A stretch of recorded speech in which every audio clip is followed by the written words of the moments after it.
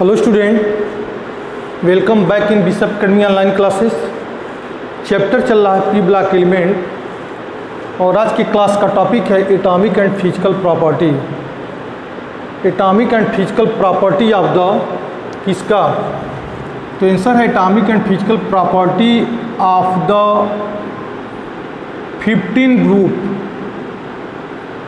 Group elements. 15 group elements, 15 group के element की physical और एटॉमिक प्रॉपर्टी के बारे में हमको जो यहाँ पे डिस्कस करना है।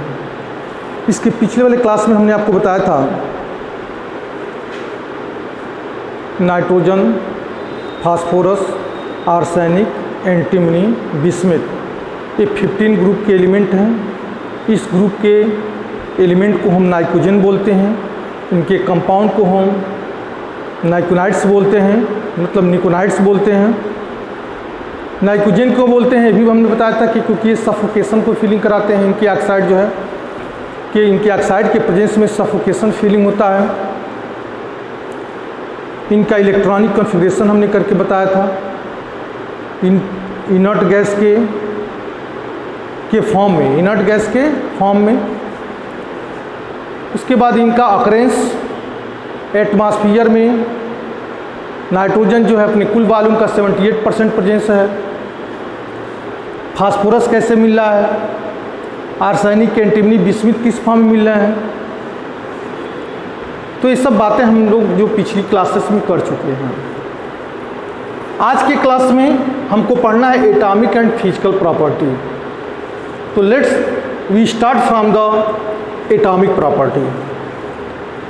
स्टार्ट करते हैं हम कहाँ से? एटॉमिक प्रॉपर्टी से। बहुत ध्यान से पढ़िएगा इसको, क्योंकि यह बहुत ही हाई वेटेज का चैप्टर है एटॉमिक प्रॉपर्टी। एटॉमिक प्रॉपर्टी में हम 3 चीज़ों के बारे में स्टडी करते हैं। कौन कौन सी वो 3 टॉपिक हैं? तो 3 टॉपिक हैं atomic and ionic radii. Atomic property में एटॉमिक एंड आयनिक रेडियाई, दूसरा आयोनाइजेशन एंथैल्पी, और थर्ड जो आता है एटॉमिक प्रॉपर्टी का कंपोनेंट वह इलेक्ट्रोनेगेटिविटी आता है। मतलब atomic and ionic radii, second ionization enthalpy and third electronegativity. तो चलिए हम स्टार्ट करते हैं कि एटॉमिक प्रॉपर्टी में पहला पॉइंट क्या है? Atomic and ionic radii. Atomic and ionic radii.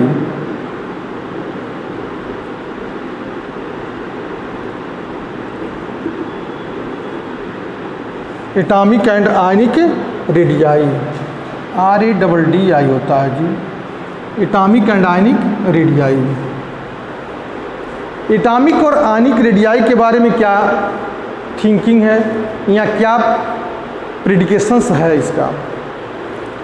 तो हम 14 और 15 दोनों को कंपेयर करके चलेंगे। यहाँ पे 14 ग्रुप के एलिमेंट कौन कौन से हैं? तो कार्बन है, सिलिकॉन है, जर्मेनियम है, टीन है, लेड है, ये सब 14 ग्रुप के एलिमेंट हैं। कार्बन 14 ग्रुप में कौन कौन है? ध्यान दीजिएगा, 14 ग्रुप में जो एलिमेंट मिल रहे हैं carbon, silicon, germanium, tin, lead, जो ऑलरेडी आप क्लास 11th में पढ़ चुके हैं। कार्बन का एटॉमिक नंबर होता है 6, जिसका इलेक्ट्रॉनिक कॉन्फिगरेशन 24। सिलिकॉन का 14, जिसका इलेक्ट्रॉनिक कॉन्फिगरेशन 284। जर्मेनियम का 32, इलेक्ट्रॉनिक कॉन्फिगरेशन 28184।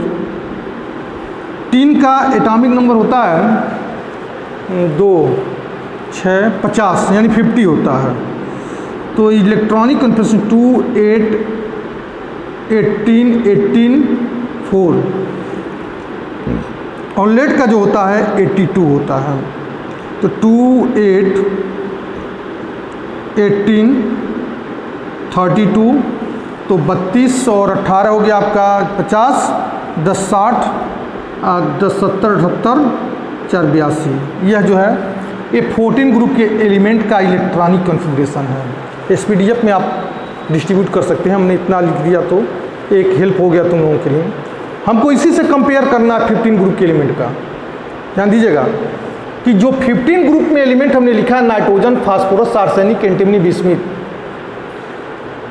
इसी को लेकर के हमको यहाँ पे कंपेयरिंग करना है, मतलब 15 ग्रुप और 14 ग्रुप को लेकर के। तो आंसर है कि एटॉमिक एंड आयनिक रेडियाई में the 15 group of the element, यहाँ लिख सकते हैं ग्रुप 15 एलिमेंट, ग्रुप 15 एलिमेंट। बहुत ध्यान से पढ़िएगा इस चैप्टर को, मतलब समझिएगा, क्योंकि टर्म बहुत है जो है इतना इजी नहीं है। ग्रुप 15 एलिमेंट है smaller atomic and ionic radii than group 14 elements, than group 14 elements. Statement ये कह रहा है कि जो 15 ग्रुप के एलिमेंट हैं नाइट्रोजन, फास्फोरस, आर्सेनिक, एंटीमनी और बिस्मिथ, इनका जो एटॉमिक रेडियाई है वह 14 ग्रुप के कंपैरिजन में स्मॉलर है, 15 ग्रुप के कंपैरिजन में स्मॉलर है। तो बनाते हैं एक स्ट्रक्चर। ऐसा क्यों हो रहा है कि 15 ग्रुप के एलिमेंट का जो एटॉमिक रेडियाई है वो 14 ग्रुप के एलिमेंट के एटॉमिक रेडियाई से स्मॉलर कैसे हुआ? तो इसका आंसर है, हम कार्बन की स्ट्रक्चर को ही बनाते हैं, कार्बन के एटम को। तो कार्बन में 2 सेल हैं, न्यूक्लियस, इसमें 6 प्रोटॉन, कितने प्रोटॉन हैं? 6 प्रोटॉन हैं, मतलब पॉजिटिव चार्ज, और 2 सेल, 1 सेल है, 2 सेल। पहले सेल में 2 इलेक्ट्रॉन, दूसरे सेल में 4 इलेक्ट्रॉन। यह स्ट्रक्चर है कार्बन का। दूसरे केस में अब इसका फर्स्ट 14 ग्रुप के फर्स्ट मेंबर, मतलब कार्बन, 14 ग्रुप के फर्स्ट मेंबर कार्बन का, यह कार्बन के एटम का स्ट्रक्चर है। और 15 ग्रुप के फर्स्ट एलिमेंट नाइट्रोजन है, इसका भी देख लेते हैं। तो नाइट्रोजन का एटॉमिक नंबर होता है 7, इलेक्ट्रॉनिक कॉन्फिगरेशंस 2 5। 2 सेल इसमें भी हैं, ठीक है। ये बीच का हमारा न्यूक्लियस हो गया जिसमें 7 प्रोटॉन है, लिखने की ज़रूरत नहीं तो पता है आपको। और 1 सेल, 2 सेल। पहले सेल में 2 इलेक्ट्रॉन इसमें है, दूसरे सेल में 5 इलेक्ट्रॉन है, 1 2 3 4 5 इलेक्ट्रॉन है। देखिए सेल सेम है लेकिन number of electron valence shells में अलग अलग है। नाइट्रोजन के केस में बैलेंस सेल्स में इलेक्ट्रॉन का नंबर 5 है और कार्बन के सेल्स में बैलेंस सेल्स में इलेक्ट्रॉन का नंबर 4 है। हम जानते हैं कि जैसे जैसे बैलेंस सेल्स में नंबर ऑफ इलेक्ट्रॉन इंक्रीज होते हैं, ध्यान दीजिएगा कि जैसे जैसे बैलेंस सेल्स में नंबर ऑफ इलेक्ट्रॉन इंक्रीज होते हैं वैसे वैसे न्यूक्लियस और आउटर मोस्ट सेल्स के बिटवीन का अट्रैक्शन फोर्स बढ़ता जाता है। न्यूक्लियस और आउटर मोस्ट सेल्स का अट्रैक्शन फोर्स क्या हो रहा है? यहाँ बढ़ रहा है। नाइट्रोजन के न्यूक्लियस और आउटर मोस्ट सेल्स के बिटवीन का अट्रैक्शन फोर्स क्या हो रहा है? बढ़ रहा है। मतलब अट्रैक्शन फोर्स की मैग्नीट्यूड बढ़ रही है तो वह न्यूक्लियस आउटर में सेल्स को अपनी तरफ टाइटली होल्ड कर रखेगा, जिसकी वजह से 14 ग्रुप के कंपैरिजन में 15 ग्रुप के एलिमेंट की साइज क्या हो जा रही है? छोटी हो जा रही है। जबकि 14 ग्रुप में बैलेंस सेल्स में 4 इलेक्ट्रॉन है तो इसमें न्यूक्लियस आउटर मोस्ट सेल्स के बिटवीन में, न्यूक्लियस और आउटर मोस्ट सेल्स के बिटवीन में लगने वाला अट्रैक्शन फोर्स उतना स्ट्रांगर नहीं बनेगा जितना 15 ग्रुप में बनेगा। 14 ग्रुप के केस में वैलेंस सेल्स और न्यूक्लियस के बिटवीन में लगने वाला अट्रैक्शन फोर्स स्ट्रांगर नहीं होगा जितना 15 ग्रुप में होगा, क्योंकि वह अट्रैक्शन फोर्स डिपेंड करती है number of electron presence in outer most shells. Outer most shells में प्रेजेंस नंबर ऑफ इलेक्ट्रॉन पे ही अट्रैक्शन फोर्स न्यूक्लियस और आउटर मोस्ट सेल्स के बीच लगने वाला जो अट्रैक्शन फोर्स है उसकी मैग्नीट्यूड डिपेंड करती है। तो हमने इसीलिए लिखा है कि ग्रुप 15 एलिमेंट है smaller atomic radii, atomic and ionic radii than group 14 element with the corresponding period. यहाँ एक वर्ड और जोड़ना चाहिए, with the corresponding period. With the corresponding period का मतलब आप ये समझ जाइए, बता रहे हैं विथ करिस्पॉन्डिंग पीरियड, इसलिए कि 15 ग्रुप का फर्स्ट एलिमेंट 15 ग्रुप का फर्स्ट एलिमेंट नाइट्रोजन है, तो 14 ग्रुप का फर्स्ट एलिमेंट कार्बन है। तो कार्बन से छोटी साइज नाइट्रोजन की। फास्फोरस की साइज छोटी होगी किससे? सिलिकॉन से, क्योंकि फास्फोरस में भी 3 सेल हैं, सिलिकॉन में भी 3 सेल हैं। आर्सेनिक में 4 सेल्स हैं, तो जर्मेनियम में भी 4 सेल्स हैं। तो जर्मेनियम के कंपेरिजन में इस आर्सेनिक की साइज क्या होगी? छोटी होगी, क्योंकि इसके बैलेंस सेल्स में 5 इलेक्ट्रॉन्स हैं। इसलिए हमने लिखा इसको करिस्पॉन्डिंग पीरियड। क्या लिखा इसको हम? Corresponding period. ठीक ऐसे ही एंटीमनी की बात करते हैं, तो एंटीमनी की बात करते हैं तो एंटीमनी की जो एटम की साइज होगी स्मॉल होगी किससे? 3 से, क्योंकि 3 के बैलेंस सेल्स में 4 इलेक्ट्रॉन है और एंटीमनी के बैलेंस सेल्स में 5 इलेक्ट्रॉन्स हैं। लेकिन यह हर जगह लागू नहीं होगा, इसी ग्रुप में लागू नहीं होगा। तो ग्रुप 15 एलिमेंट है, अभी हम बता रहे हैं, smaller atomic radii than group 14 element with corresponding period. Corresponding period में तो ये हो गई बात। लेकिन ग्रुप में जब अप से डाउन के डायरेक्शंस में चलते हैं तब हमें क्या मिलता है?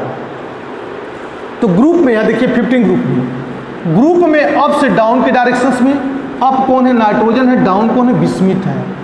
ग्रुप में अप से डाउन के डायरेक्शंस में जब मूव करते हैं तो एटम की साइज बढ़ती जा रही है। 15 ग्रुप में एटम की साइज क्या हो रही है? बढ़ती जा रही है, क्योंकि नंबर ऑफ सेल्स बढ़ता जा रहा है। क्या बढ़ रहा है? नंबर ऑफ सेल्स बढ़ता जा रहा है। कैसे नंबर ऑफ सेल्स बढ़ता जा रहा है? कि nitrogen, phosphorus, arsenic, antimony, bismuth सबका अगर इलेक्ट्रॉनिक कन्फिगरेशन करते हैं तो नाइट्रोजन का एटॉमिक नंबर होता है 7, इलेक्ट्रॉनिक कन्फिगरेशन 25। फास्फोरस को होता है 15, इलेक्ट्रॉनिक कन्फिगरेशन 285। आर्सेनिक का होता है 33, तो 2, 8, 18, 5। आर्सेनिक के बाद एंटीमनी आ जाएगा। एंटीमनी का हो जाएगा 2, 8, 18, ठीक है, 2, 8, 18, 8, 5, क्योंकि एंटीमनी का जो एटॉमिक नंबर होता है 51 होता है, तो 18 दूनी 36, 10, 46, 5, 51, ठीक है। बिस्मिथ यानी 51। बिस्मिथ का जो होता है,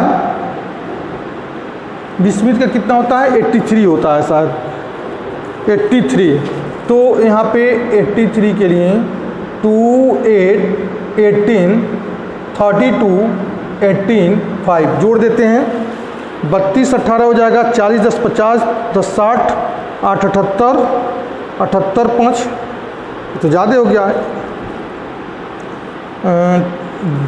यहाँ पे और कर दे रहे हैं कम, 2, 8, 18, 32। यहाँ पे देखते हैं, अब जोड़ते हैं कितना आता है कि 10, 20, 10, 10 पे 28, 28, 32, 60, 60, 10, 70, 78, 5, 83, ये हो गया हमारा। तो पढ़ा क्या रहते हो? हाँ, कि ग्रुप में अप से डाउन के डायरेक्शन में मूव कर रहे हैं। देखिए नाइट्रोजन से लेकर के अगर बिस्मिथ तक चल रहे हैं तो नंबर ऑफ सेल्स बढ़ता जा रहा है, और नंबर ऑफ सेल्स बढ़ता जा रहा है तो एटम की साइज भी क्या हो रही है? बढ़ रही है। लेकिन नाइट्रोजन से लेकर के एंटीमनी तक तो हम समझ में आ रहा है कि कंसिडरेबल इंक्रीजिंग है, मतलब 70 से 110, 70 या 40 यूनिट का डिफरेंस है। यहाँ जो है 11 यूनिट का डिफरेंस है, यहाँ जो है 20 यूनिट का डिफरेंस है। लेकिन एंटीमनी से बिस्मिथ के बीच में जो डिफरेंसेस है वह 141 से 148 का, मतलब मुश्किल से 7 यूनिट का डिफरेंस है। कितने यूनिट का डिफरेंस है? 7 यूनिट का। ऐसा हुआ क्यों कि जब यहाँ 70 से फास्फोरस, नाइट्रोजन को हम कहेंगे कि 2 ही सेल है तो बहुत साइज छोटी होगी, क्योंकि हाईली इलेक्ट्रोनिगेटिव एलिमेंट है, काफ़ी अपनी तरफ से जो है न्यूक्लियस को होल्ड किया, न्यूक्लियस उस आउटर मोस्ट सेल्स को होल्ड किया है, तो यहाँ की बहुत साइज छोटी हो गई। लेकिन फास्फोरस, आर्सेनिक, एंटीमनी भी सही दिख रहा है, एक कंसिडरेबल इंक्रीजिंग है। लेकिन एंटीमनी और बिस्मिथ के बीच में कोई खास कंसिडरेबल इंक्रीजिंग नहीं है, मतलब बहुत कम डिफरेंसेस मिल रहा है। एंटीमनी और बिस्मिथ के बीच में जो इंक्रीजिंग है वो बहुत कम यूनिट का डिफरेंसेस मिल रहा है। तो ऐसा हुआ क्यों? तो इसके रिगार्डिंग हमको यह कहना है कि बिस्मिथ इनॉट पेयर इफेक्ट दिखाता है। बिस्मिथ जो है इनॉट पेयर इफेक्ट दिखाता है, जिसकी वजह से इनॉट पेयर इफेक्ट दिखाने की वजह से यह पेंटाहैलाइड का फॉर्मेशन नहीं कर सकता, और पेंटाहैलाइड का फॉर्मेशन न करने की वजह से इसकी साइज क्या हो गई, मतलब बिस्मिथ और एंटीमनी और बिस्मिथ के बीच में जो एटॉमिक रेडियस की इंक्रीजिंग है वो कम हो गई। कहेंगे क्या कि बिस्मिथ, अगर तुमसे कोई पूछे कि बिस्मिथ और एंटीमनी के बीच में कोई एटॉमिक रेडियाई का खास इंक्रीजिंग नहीं देखने को मिल रहा है, वो 7 यूनिट का देखने को मिल रहा है, बाकी और सब में तो एक खास अच्छा खासा जो है इंक्रीजिंग मिल रही है, तो हमारा आंसर होगा कि बिस्मिथ इनॉट पेयर इफेक्ट दिखाता है। क्या दिखाता है? इनॉट पेयर इफेक्ट। या पेंटाहैलाइड या 5 ऑक्सीडेशन स्टेट के साथ ये कंपाउंड अगर बनाएगा तो वह कंपाउंड स्टेबल नहीं होगा। तो इनॉट पेयर इफेक्ट क्या है, इसको भी जानना जरूरी है। इनॉट पेयर इफेक्ट के बारे में भी थोड़ी देर के बाद हम डिस्कस करेंगे। तो हो क्या कहा कि 15 ग्रुप की साइज क्या है, स्मॉलर है 14 ग्रुप के कंपेरिजन में, लेकिन ग्रुप में अप से डाउन के डायरेक्शंस में मूव करते हैं, ग्रुप में अप से डाउन के डायरेक्शंस में मूव करते हैं, तो एटॉमिक रेडियाई और कोवलेंट रेडियाई कंटिन्यूस इंक्रीज करते जाते हैं। और इनॉट पेयर इफेक्ट के बारे में हम थोड़ी देर के बाद डिस्कस करेंगे। दूसरा है आयोनाइजेशन इंथैल्पी। एटॉमिक प्रॉपर्टी का दूसरा पॉइंट जो आता है वह हमारा जो है आयोनाइजेशन इंथैल्पी मिलता है। आयोनाइजेशन इंथैल्पी को कैसे समझेंगे? आयोनाइजेशन इंथैल्पी में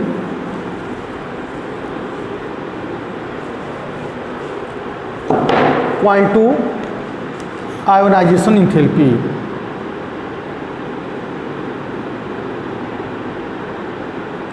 आयोनाइजेशन इंथैल्पी में देखो यहाँ भी वही लॉजिक लगेगा। The ionisation enthalpy, the ionisation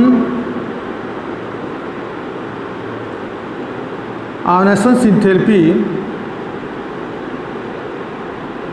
of the 15 group element, of the 15 group element, ionisation enthalpy of the 15 group element have higher than 14 group element, 14 group elements। 15 group के element का जो ionisation enthalpy है वो 14 group के element के से काफ़ी ज़्यादा है। 14 group element, but down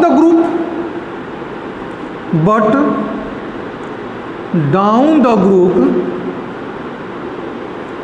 ionisation enthalpy decreases. Ionisation enthalpy decreases. Ionisation enthalpy क्या हो रही है? डिक्रीज हो रही है। फ्रॉम कहाँ से कहाँ तक? From nitrogen to bismuth. Nitrogen से कहाँ तक, विस्मित तक।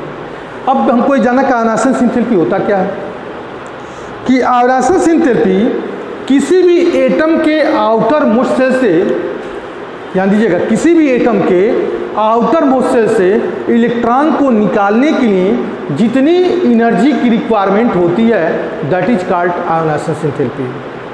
किसी भी एटम के आउटर मोस्ट सेल से इलेक्ट्रॉन को निकालने के लिए जितनी एनर्जी की रिक्वायरमेंट होती है उसको बोलते हैं हम आयनाइजेशन एंथैल्पी।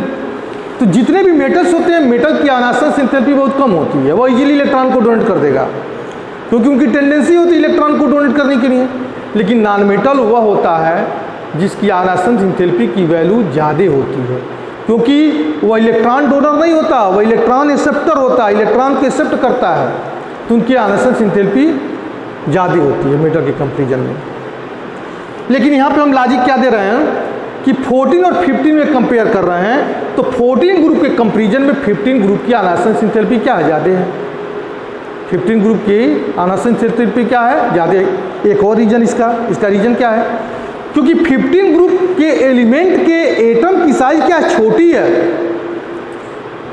15 ग्रुप के एलिमेंट के एटम की साइज क्या है, छोटी है, और उस छोटा होने का कारण क्या है, उसके बैलेंस सेल्स में इलेक्ट्रॉन का नंबर 14 ग्रुप से ज़्यादा है, तो अट्रैक्शन फोर्स भी ज़्यादा होगा।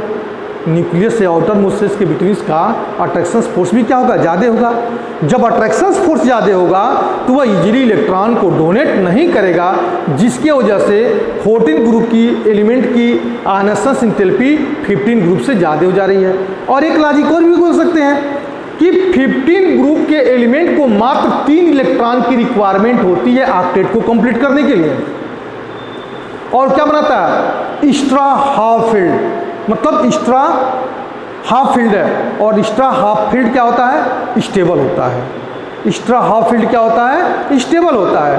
तो उस कंडीशन में भी कह सकते हैं कि वह 15 ग्रुप का एलिमेंट इजीली इलेक्ट्रॉन को डोनेट नहीं कर सकता है, क्योंकि उसके एटम की साइज छोटी है, और जब साइज छोटी है तो अट्रैक्शन फोर्स स्ट्रॉन्गर है, जिसकी वजह से वो इजीली इलेक्ट्रॉन को डोनेट नहीं करेगा। तो हाई एनर्जी की रिक्वायरमेंट होगी उसको इलेक्ट्रॉन को निकालने के लिए, तो हम कह सकते हैं कि उसकी आयनाइजेशन एंथैल्पी क्या है, बढ़ गई।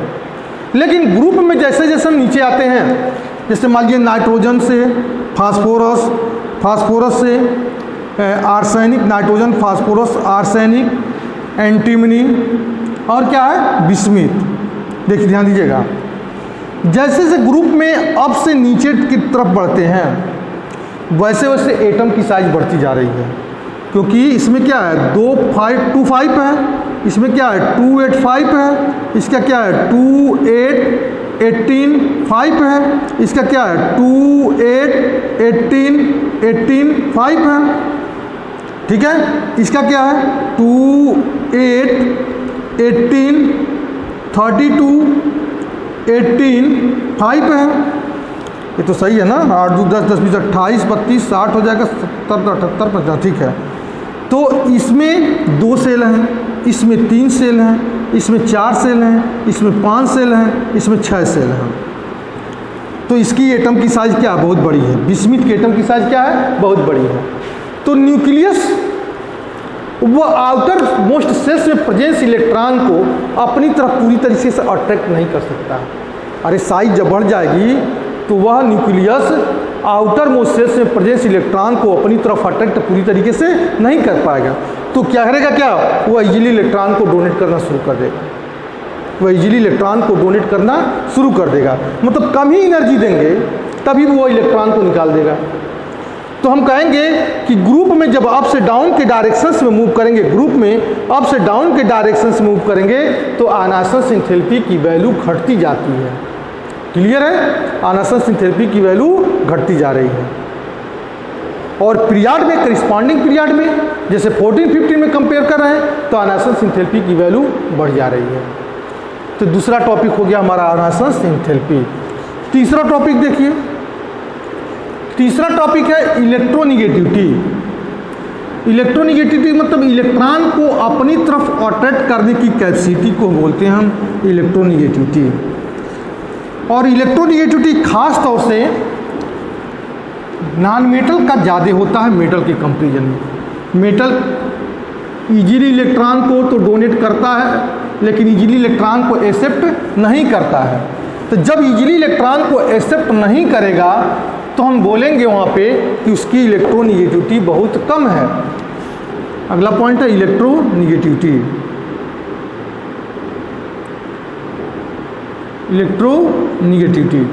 इलेक्ट्रोनिगेटिविटी में कहना क्या है कि इलेक्ट्रोनिगेटिविटी वह है कि किसी भी एलिमेंट का एटम दूसरे एटम के इलेक्ट्रॉन को अपनी तरफ अट्रैक्ट करने की कैपेसिटी को रखना इलेक्ट्रोनिगेटिविटी बोला जाता है। और जो मेटल होते हैं उनकी इलेक्ट्रोनिगेटिविटी कम होती है, क्योंकि मेटल की टेंडेंसी क्या, इलेक्ट्रॉन डोनर होता है, और नॉन मेटल की टेंडेंसी क्या, इलेक्ट्रॉन एक्सेप्टर होता है। तो जो इलेक्ट्रॉन एक्सेप्ट करेगा तो उसकी इलेक्ट्रोनिगेटिविटी क्या होगी, ज़्यादा ही होगी। तो nitrogen, phosphorus, arsenic, antimony and bismuth, आइए यहाँ देखते हैं, इनका वैल्यूएशन करते हैं। वैल्यूएशन करेंगे तो 14 ग्रुप के कंपैरिजन में 15 ग्रुप के एलिमेंट की इलेक्ट्रोनिगेटिविटी ज़्यादा होती है। फिर वही बात कि 14 ग्रुप में बैलेंस ऑफ इलेक्ट्रॉन 4 है, उसको 4 इलेक्ट्रॉन चाहिए। 14 ग्रुप के एलिमेंट का बैलेंस ऑफ इलेक्ट्रॉन 4 है, उसको 4 इलेक्ट्रॉन की रिक्वायरमेंट है ऑक्टेट होने के लिए। और सेल की साइज भी क्या है, उसकी बड़ी है 15 ग्रुप के कंपैरिजन में। तो 4 इलेक्ट्रॉन न कोई देता न कोई लेता हो, क्या होता है, सहयोग बनता है, उसमें कोवैलेंट बॉन्ड बनाता है, मतलब उसमें जो शेयरिंग का काम चलता है। और इलेक्ट्रोनिगेटिविटी की बात कर रहे हैं तो 15 ग्रुप के जो एलिमेंट हैं उनके एटम की साइज छोटी है 14 ग्रुप के कंपैरिजन में।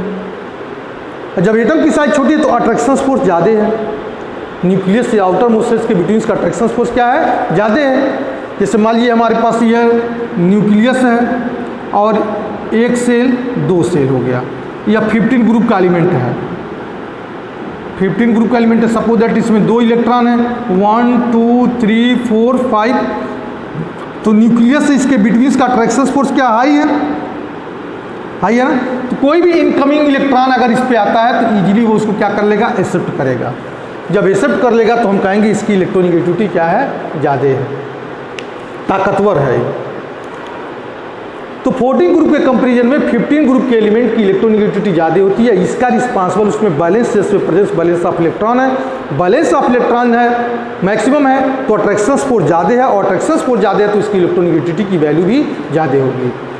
लेकिन ग्रुप में जब अप से डाउन के डायरेक्शंस में मूव करते हैं, ध्यान दीजिएगा कि नाइट्रोजन से अगर बिस्मिथ के डायरेक्शंस में अगर मूव करते हैं तो इलेक्ट्रोनिगेटिविटी घटती जाती है। क्यों? क्योंकि नंबर ऑफ सेल्स बढ़ता जा रहा है, क्योंकि क्या बढ़ रहा है, नंबर ऑफ सेल्स बढ़ता जा रहा है। और जब नंबर ऑफ सेल्स बढ़ता जाएगा तो वह न्यूक्लियस, अगर कोई electrons nucleus outer most shells में आने वाले इलेक्ट्रॉन, इनकमिंग इलेक्ट्रॉन पे टाइपली अट्रैक्शन फोर्स फीलिंग नहीं करा सकता। जैसे मान लीजिए इसमें एक ये न्यूक्लियस है, 1 shell 2 shell 3 shell 4 shell 5 shell है, और यह ऑर्बिट है और इसमें कोई इनकमिंग इलेक्ट्रॉन आ रहा है। ध्यान दीजिएगा, यह 1 shell 2 shell 1 shell 2 shell 3 shell 4 shell and 5 shell है। अगर इसमें कोई इलेक्ट्रॉन्स आ रहा है तो न्यूक्लियस से इसकी डिस्टेंस बढ़ गई, न्यूक्लियस से इसकी डिस्टेंस क्या हो गई, बढ़ गई। तो जब इलेक्ट्रॉन डिस्टेंस बढ़ गया तो अट्रैक्शन फोर्स न्यूक्लियस और आउटर मोस्ट सेल्स के बिटवीन का अट्रैक्शन फोर्स क्या हो गया, कम जो हो गया, वीक हो गया। जब कम हो गया तो इलेक्ट्रॉन अगर इसमें आता है तो यह न्यूक्लियस इस इनकमिंग इलेक्ट्रॉन पे प्रॉपरली रूप से अट्रैक्शन फोर्स फीलिंग नहीं करा सकता है, तो हम कहेंगे इसकी इलेक्ट्रोनिगेटिविटी क्या है, कम हो जाएगी, इसकी इलेक्ट्रोनिगेटिविटी कम हो जाएगी। तो वही केस बिस्मिथ में भी लागू हो रहा है कि बिस्मिथ में नंबर ऑफ सेल्स ज़्यादा हैं, तो अगर बिस्मिथ के आउटर मोस्ट सेल्स में इलेक्ट्रॉन आता है तो उसको यह पूरी तरीके से अट्रैक्ट नहीं कर पाता है, तो हम कहेंगे बिस्मिथ की इलेक्ट्रोनिगेटिविटी क्या है, कम है नाइट्रोजन, फास्फोरस, आर्सेनिक, एंटीमनी के कंपैरिजन में। क्लियर है? अब आगे वाले वीडियो में हम, आगे वाले क्लास में हम आपको पढ़ाएंगे, पढ़ाना तो दोनों चाहिए था हमको, एटॉमिक प्रॉपर्टी और फिजिकल प्रॉपर्टी इसी में, लेकिन देख रहे हैं वीडियो जो है चिंगम की तरफ खींचता जा रहा है, बड़ा होता जा रहा है, इसलिए हम जो है एटॉमिक प्रॉपर्टी तो पढ़ा दी, लेकिन फिजिकल प्रॉपर्टी को हम नेक्स्ट क्लास में पढ़ाएंगे। Okay, that's all.